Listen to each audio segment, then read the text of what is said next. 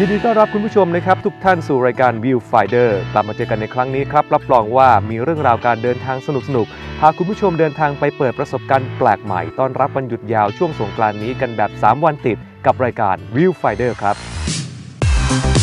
สวัสดีครับคุณผู้ชมยินดีต้อนรับสู่รายการ Viewfinder ครับในวันหยุดยาวแบบนี้เนี่ยนะครับและอากาศร้อนๆแบบนี้เนี่ยนะครับเราต้องไปคลายร้อนกันสักหน่อยครับแต่จะพาไปที่ไหนเนี่ยขออุบไว้ก่อนครั้งที่แล้วผมพาคุณผู้ชมเนี่ยไปที่ประเทศลาวไปเล่นน้ำตกกันมาเรียบร้อยแล้วครั้งนี้ครับผมถือว่าเป็นทริปสุดยอดแห่งการพักผ่อนแต่จะไปกันด้วยวิธีไหนและจะไปที่ไหนตามไปดูกันเลยครับเข้าสู่เดือนเมษายนนะครับมาพร้อมกับอากาศที่ร้อนระอุแบบนี้นะครับออกเดินทางไปเที่ยวทะเลกันดีกว่าช่วยคุณได้อย่างแน่นอนมีวันหยุดยาวๆแบบนี้อย่าปล่อยให้เสียเวลาไปเปล่าๆครับทริปนี้คุณภูริและรายการ Viewfinder จะพาคุณผู้ชมไปเปิดเส้นทางการผจญภัยเหนือท้องทะเลอ่าวไทยกับการเดินทางล่องเรือ6วัน6เกาะลองไปดูกันนะครับว่าจะเป็นอีกหนึ่งทริปที่สนุกและตื่นเต้นมากแค่ไหนครับ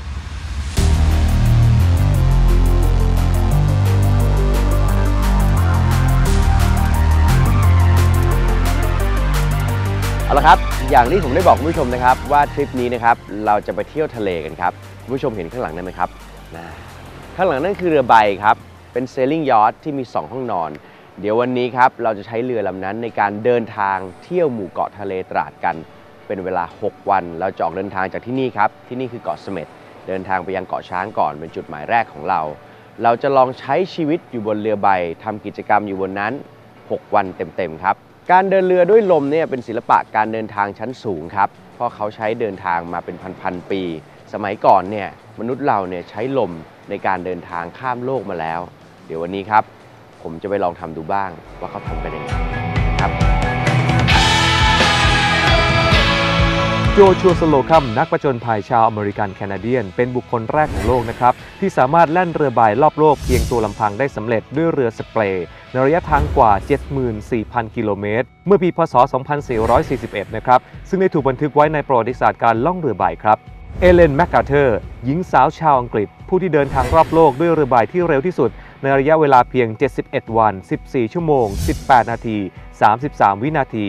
และวงการล่องเรือของโลกก็ได้จารึกชื่อของผู้หญิงแกร่งคนนี้ไว้ในประวัติศาสตร์การล่องเรืออย่างสง่างามและในปี 2011 ลอร่า เดกเกอร์สาวน้อยชาวเนเธอร์แลนด์ผู้ที่เป็นนักเดินทางล่องเรือใบอายุน้อยที่สุดสามารถเดินทางรอบโลกเพียงลำพังในขณะนั้นเธอมีอายุเพียงแค่16ปีเท่านั้น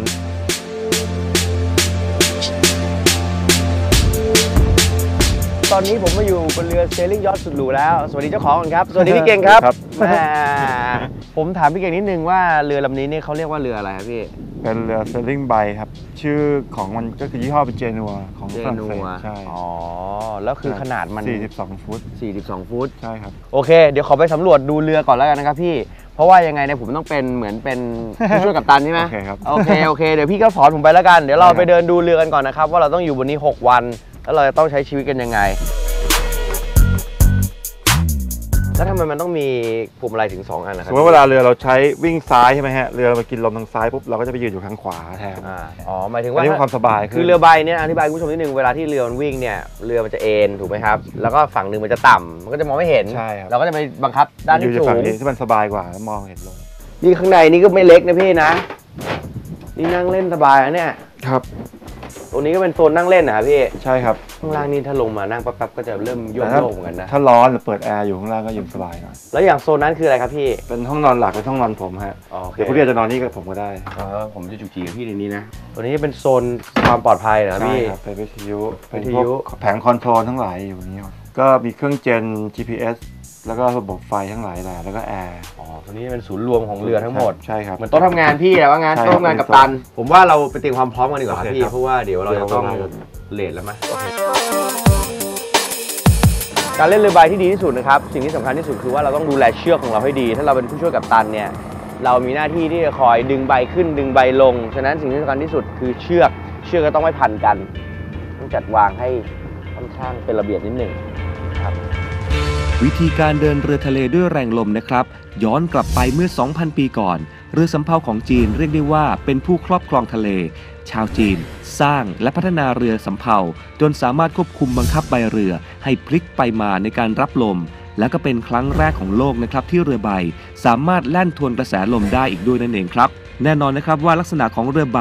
มีทิศทางการวิ่ง3แบบด้วยกันนะครับคือวิ่งทวนกระแสลมวิ่งตามลมและก็วิ่งขวางลมซึ่งปัจจุบันการวัดทิศทางลมนิยมวัดตามเข็มทิศและวัดเป็นองศาโดยเฉพาะการดูค่าวัดคำนวณต่างๆจากเทคโนโลยีที่มาพร้อมกับเรือใบสมัยใหม่ซึ่งสามารถกำหนดและก็บอกทิศทางของลมที่เข้าปะทะเรือได้อย่างแม่นยำนั่นเองครับและเราก็สามารถกางใบแล่นเรือไปได้ในทิศทางที่เหมาะสมได้อย่างรวดเร็วโดยใช้กำลังแรงลมในการผลักดันไปข้างหน้าครับตัวนี้คือ GPS ครับซึ่งเป็น GPS ที่ละเอียดมากๆเราก็จะสามารถซูมเข้าไปดูได้ว่าตอนนี้เราอยู่ตรงไหนนี่คือบริเวณเกาะนี่คือน่านน้ำที่เรากำลังวิ่งอยู่นะครับแล้วก็เรากำลังมุ่งหน้าไปทางไหนจากตรงนี้มุ่งหน้าไปที่เกาะช้างเนี่ยต้องใช้องศาที่เท่าไหร่เพื่อวิ่งลงไปเราก็ขับเรือให้อยู่ในองศานั้นตัวเลขนั้นตลอดโดยที่เราจะไม่หลงทิศแล้วเราดูจาก GPS ไปเส้นทางในการแล่นเรือใบจากจุดเริ่มต้นที่เกาะเสม็ดจังหวัดระยองเดินทางสู่เกาะช้างจังหวัดตราดใช้ระยะเวลาในการเดินทางประมาณ 8-9 ชั่วโมงจากนั้นออกเดินทางไปตามเกาะต่างๆของหมู่เกาะทะเลตราดในระยะเวลา 6 วันของการเดินทางด้วยเรือใบลองไปดูกันครับว่าจะเป็นอย่างไรบ้างตอนนี้เที่ยงแล้วนะครับก็แล้วใครขับเรือครับพี่ตั้งออโต้ไป2ไว้โอเคตอนนี้เรามาทำข้าวกินกันดีกว่า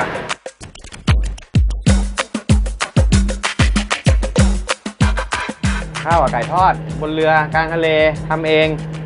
สุดยอดครับ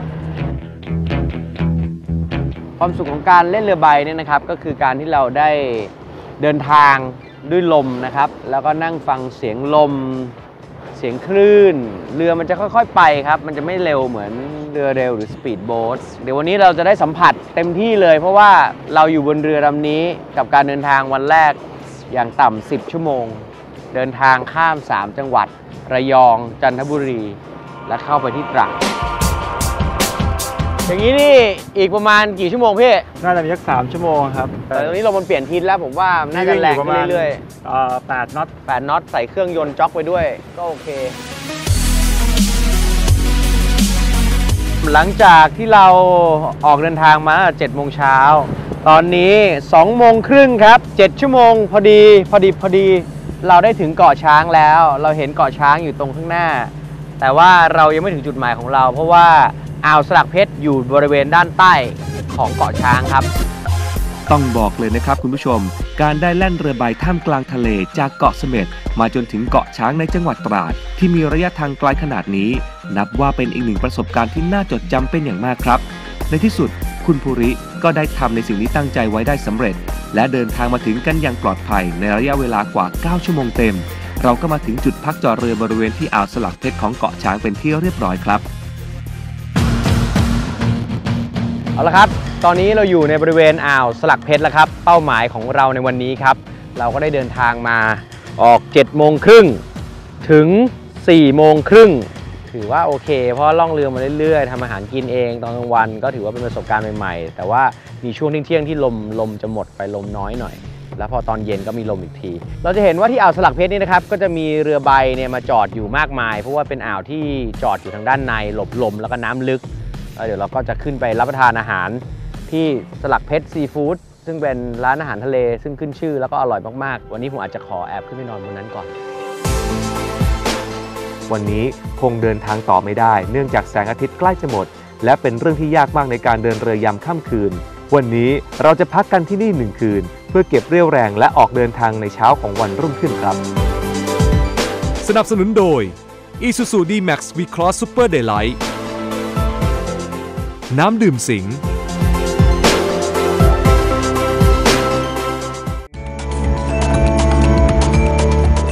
ในบรรดาหมู่เกาะทะเลตราดแห่งนี้นะครับมีเกาะน้อยใหญ่เรียงรายกันอยู่มากถึง52 เกาะด้วยกันแต่ละเกาะก็มีความสวยงามแตกต่างกันออกไปไม่ว่าจะเป็นเกาะขามเกาะกระดาษเกาะหมากเกาะรังรวมถึงเกาะกูดที่เป็นที่สุดท้ายของน่านน้ำตะวันออกของไทยแน่นอนครับว่าที่ทะเลตราดแห่งนี้นับว่าเป็นสวรรค์ของนักเดินเรือเพราะว่าสามารถนำเรือส่วนตัวไปจอดแวะพักและเที่ยวตามเกาะต่างๆได้อีกด้วยนั่นเองครับเดี๋ยววันนี้เราจะเดินทางไปยังเกาะขามเดินทางไปประมาณสัก1 ชั่วโมงกว่าเห็นเกาะอยู่ไกลๆนี่นะครับเป็นเกาะแบนๆด้านหลังเนี่ยตรงนั้นคือเกาะหมากเกาะขามเนี่ยจะอยู่ใกล้ๆกับเกาะหมากตรงนั้นเดี๋ยววันนี้เราจะเดินทางด้วยเครื่องยนต์ไปก่อนเพราะว่า ดูจากลมแล้วดูพยากรณ์อากาศแล้ววันนี้เนี่ยลมตอนเช้าจะไม่มีจะมีลมตอนบ่ายซึ่งเดี๋ยวเราดูกันว่าตอนบ่ายเราจะออกไปเล่นเรือกันอีกรอบไหมไปครับสำหรับเกาะแรกที่เรากำลังจะเดินทางไปกันนั้นนะครับมีชื่อว่าเกาะขามเป็นเกาะส่วนตัวที่ตั้งอยู่ใกล้กับเกาะหมากและก็มีชื่อเสียงเป็นอย่างมากในหมู่เกาะทะเลตราดแห่งนี้ลองไปดูกันครับว่าสวยงามมากน้อยขนาดไหนตอนนี้เราเดินทางมาถึงเกาะขามแล้วนะครับที่เห็นอยู่ข้างหน้าในเกาะขามใช้เวลาเดินทางมาประมาณ2ชั่วโมงด้วยการเดินเครื่องเรือเบาๆมาเพราะว่าลมไม่มีเกือบจะโดนฝนแต่ว่าไม่โดนครับเดี๋ยวเราลองไปหาที่จอดเรือกันดูแล้วก็ทำข้าวเที่ยงกันแล้วก็อาจจะลงไปเล่นน้ำกันก่อนตรงจุดนี้นะครับเป็นจุดที่เขาบอกว่าเป็นหินภูเขาไฟก็จะมีกระจัดกระจายอยู่คราวที่แล้วก็มาแต่วันนั้นนี่แดดจะแรงกว่านี้หน่อยแต่บรรยากาศก็ยังสวยเหมือนเดิมกองหินภูเขาไฟที่หลงเหลือไว้ในอดีตที่เกาะแห่งนี้ปัจจุบันได้กลายเป็นเอกลักษณ์สำคัญของเกาะขามนักธรณีวิทยาได้สันนิษฐานนะครับว่าเมื่อหลายร้อยล้านปีก่อนบริเวณนี้ได้เคยเป็นปล่องภูเขาไฟที่เคยปะทุขึ้นมาเลยทิ้งร่องรอยหลงเหลือทิ้งไว้บนเกาะแห่งนี้นอกจากกองหินภูเขาไฟแล้วที่เกาะขามแห่งนี้นะครับยังได้ถูกยกย่องว่าเป็นมรกตแห่งท้องทะเลตราดที่มีหาดทรายขาวสะอาดน้ำใสน่าเล่นนับว่าเป็นอีกหนึ่งเกาะที่น่าเดินทางมาพักผ่อนเป็นอย่างมากครับที่เกาะขามแห่งนี้นี่นะครับผมชอบมากๆตรงที่ว่ามีเป็นแหลมทรายยื่นออกมาในทะเลแล้วเราก็สามารถมองเห็นเกาะหมากได้แล้วทะเลตรงนี้เนี่ยก็จะเป็นทะเลที่ค่อนข้างเงียบสงบนะครับเราสามารถลงไปเล่นน้ำได้นะครับลงไปแช่น้ำได้แล้วก็พอตอนน้ำลงเนี่ยก็จะเป็นเนินทรายออกไปผมว่าบรรยากาศตอนเย็นๆให้เรามาถ่ายรูปนี่ผมว่าน่าจะสวยมากๆ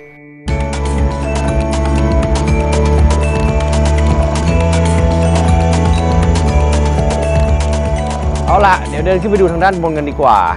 แล้วเดี๋ยวจะลงมานอนแช่น้ำให้สบายใจโอ้เป็นชีวิตที่มีความสุขจริงๆครับ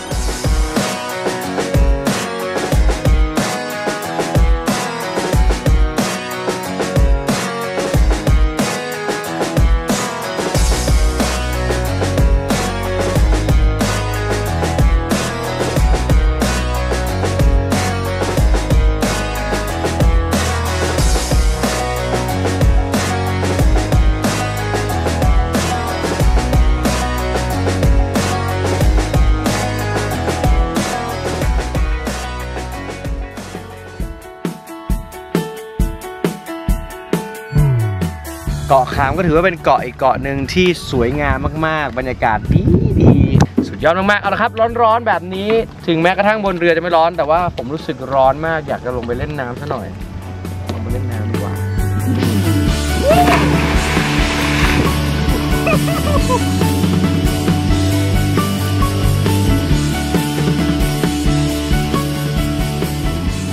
ตรงนี้เป็นน้ำลึกครับยังไม่มีแนวปะการังอะไรนะฮะเดี๋ยวผมว่าเดี๋ยวเราย้ายเรือไปที่เกาะระยั้งดีกว่าเขาบอกว่าแถวๆนั้นมีแนวปะการังในบรรดาหมู่เกาะทะเลตราดที่มีความสวยงามหนึ่งในนั้นก็ต้องยกให้กับเกาะขามเกาะเล็กๆแห่งนี้นั่นเองครับใครก็ตามที่ได้เดินทางมาเที่ยวที่เกาะขามแห่งนี้แล้วก็จะต้องประทับใจในความสวยงามของหาดทรายขาวและน้ำทะเลที่ใสแบบนี้นะครับสถานที่แห่งนี้เหมาะแก่การมาพักผ่อนเป็นที่สุดเลยครับสนับสนุนโดย Isuzu D-Max V-Cross Super Daylight Barbecue Plaza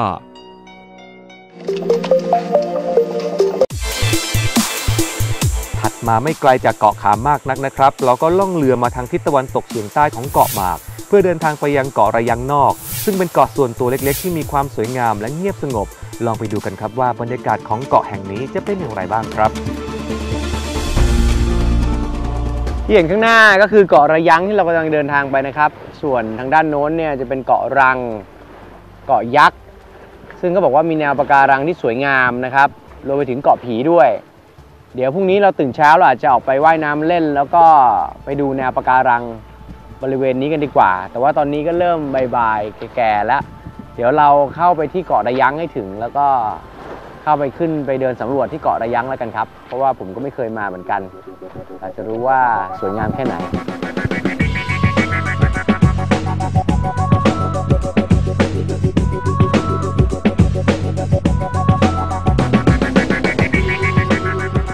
เราเล่นเรือใบมาจนถึงเกาะระยั้งนอกนะครับเป็นเกาะที่อยู่ทางด้านใต้ของเกาะหมากนะครับ ก็เป็นเกาะส่วนตัวดูจากชายหาดแล้วก็ดูสวยงามน่าจะขึ้นไปเยี่ยมเยียนกันสักหน่อยนะครับเดี๋ยวคืนนี้เราจะนอนกันที่นี่ก็แล้วกันเขาบอกว่าให้เดินไปหลังเกาะเราก็จะได้ดูพระอาทิตย์ตกดินที่สวยงามมากๆด้วยนะครับเดี๋ยวจะไปสำรวจกันสักหน่อยรอบๆเกาะก็จะมีแนวปะการังเหมือนกันถ้างั้นเดี๋ยวผมลองว่ายน้ำเข้าไปเลยดีกว่า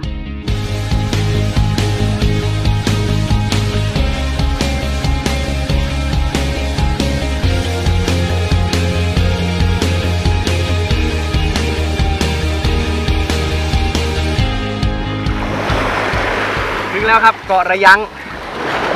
ก็เหมือนกันนะ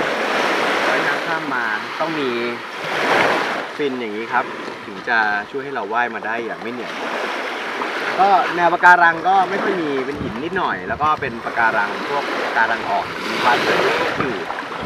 น้ำใสๆครับเดี๋ยวไปเดินสำรวจเกาะกันเกาะระยังแห่งนี้นะครับเป็นเกาะส่วนตัวที่มีความสวยงามของธรรมชาติรวมทั้งชายหาดที่เปลี่ยนไปตามฤดูกาลซึ่งเป็นที่รู้จักกันดีในหมู่นักท่องเที่ยวชาวต่างชาติที่ต้องการบรรยากาศส่วนตัวที่ไม่พลุกพล่านอย่างผู้คนและเหมาะสำหรับการเดินทางมาพักผ่อนเป็นอย่างมากลองไปดูกันนะครับว่าที่เกาะแห่งนี้จะมีอะไรน่าสนใจบ้างครับเดินเข้าไปดูข้างในเกาะนะครับเกาะก็จะเป็นเกาะที่มันเป็นพื้นทรายน่าจะเกิดจากแนวปะการังทั้งนั้นก็ทรายพวกนี้ก็จะเป็นทรายที่แบบเกิดจากแนวปะการังเหมือนเป็นเด่งออกมาครับเพราะว่าด้านหลังนี่น่าจะเป็นหินเขาจะโดนลมมรสุมเนี่ยซัดตลอดส่วนด้านนี้เนี่ยเมื่อลมมันบังก็จะเกิดเป็นหาดทรายยื่นออกไปแล้วก็มีแนวปะการังเกาะระยังสวยครับเดี๋ยวไปดูตรงที่เขาบอกว่าเป็นไฮไลท์ของที่นี่จะเป็นสะพานข้ามไปยังเกาะเล็กๆอีกอันหนึ่งซึ่งจะมีเป็นคล้ายๆหน้าผาอยู่นะครับ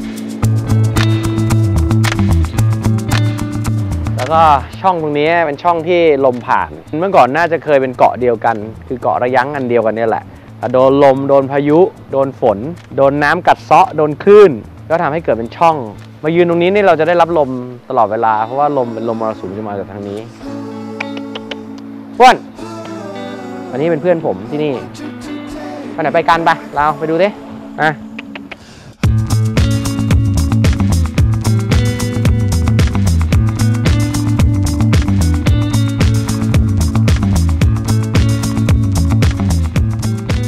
มุมนี้ก็เป็นอีกมุมหนึ่ง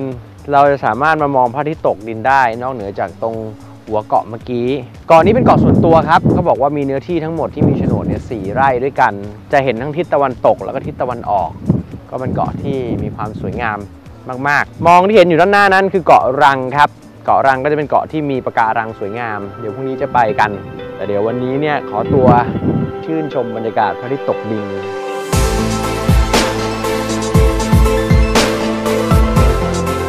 เป็นยังไงกันบ้างครับกับหมู่เกาะทะเลตราดกับการเดินทางด้วยเรือใบเราได้เดินทางจากเกาะเสม็ดมายังเกาะช้างตื่นเช้ามาที่เกาะขามแล้วก็มาจบที่เกาะระยังแห่งนี้แต่เรื่องราวการผจญภัยในหมู่เกาะทะเลตราดยังไม่จบเพียงเท่านี้นะครับพรุ่งนี้บ่าย 2:30 น.กลับมาพบกับผมกันใหม่ครับผมจะพาคุณผู้ชมไปเที่ยวกันต่อครับไปยังเกาะนั้นครับที่พระอาทิตย์กำลังจะตกลงไปเกาะรังครับที่นั่นมีอะไรดีเป็นอุทยานแห่งชาติได้ยังไงเดี๋ยวพรุ่งนี้รู้กันครับต้องขอบคุณนะครับระยังภูรินรีสอร์ทเกาะระยังนอกแห่งนี้นะครับบรรยากาศที่แสนสวยงามแบบนี้นะครับหาไม่ได้แล้วนะครับในหมู่เกาะทะเลตราดผมว่าเกาะนี้สวยมากๆและมีที่พักบนเกาะด้วยแล้วก็ต้องขอบคุณนะครับรถยนต์ Isuzu นะครับที่เอื้อเฟื้อพาเรามาถึงที่นี่ครับเอาละครับสำหรับวันนี้ต้องลาไปก่อนนะครับแล้วพบกันใหม่นะครับพรุ่งนี้ครับสวัสดีครับผม